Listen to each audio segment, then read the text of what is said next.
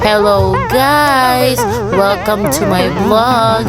Samahan nyo kami ngayon. Pupunta kaming beach. Of course, doon kami sa walang bato. Sa Bolong Beach.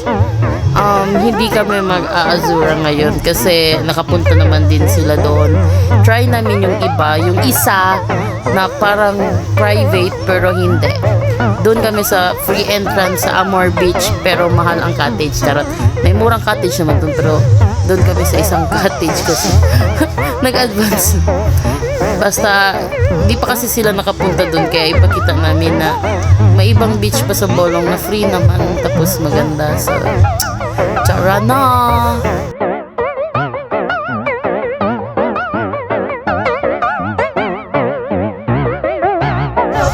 Kasi nga, one day preparation lang kami. Hindi kami naka-prepare. Yung self lang namin prepare namin nung one day. So wala kami dalang food, rice lang. Dumaan na lang kami sa Jollibee, Divisoria. Dito kami nag-take out ng order. Isang burger pan, 3 chicken bucket, at saka 2 spag.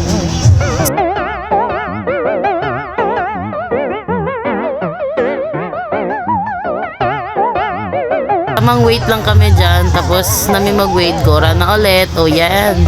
Nasa Bolong na kami nito. Pero matagal naman kasi kami hindi nakapuntang Amor Beach. So hindi na pala yun ang dating entrance. Dito na ako sa bago.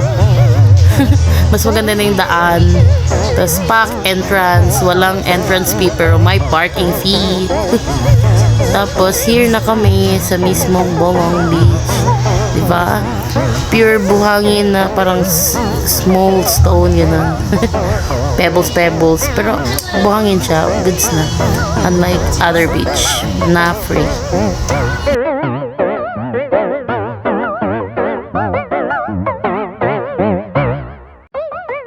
Yezi, free ang entrance dito. So kung pupunta ka lang dito para mag-picture, susulit na para sa'yo. Ang babayaran mo lang man dito is cottage, parking, then yung pag magsi-CR, banlaw, ganun. So, yung mga maliligo is gagastos talaga. Pero pag tatambay ka lang dito, picture, wis gastos ka na. Hindi ka na din mag-cottage siguro. Diba? Yung napili namin cottage kasi mahal. Ito kasi para malapit lang sa service. 1.5 yung cottage na yan.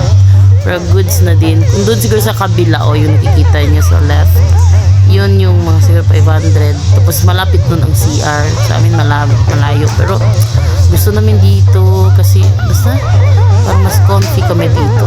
So dito na lang kami. Siyempre, bago kami maligo, kumain muna kami. Hindi kami nag-breakfast niyan. Kasi nga, parang ano ba yan?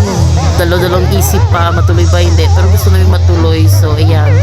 Mga 9 na kami nakagayak papuntang Bolong. Pero, tinuloy namin. Kaso nga lang, hindi kami naka-breakfast. Mga ganito, ganyan. At least, nakapag-beach.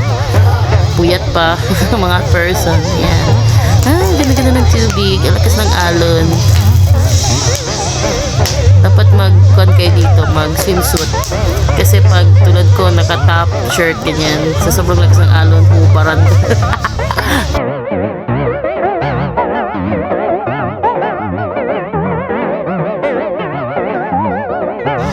Tumambay muna ako dito kasi hindi joke yung init. Grabe.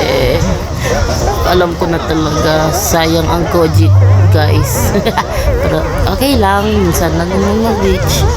Thanks for watching. Follow, like, and share for more posts. And please subscribe sa YouTube channel ko. Thanks!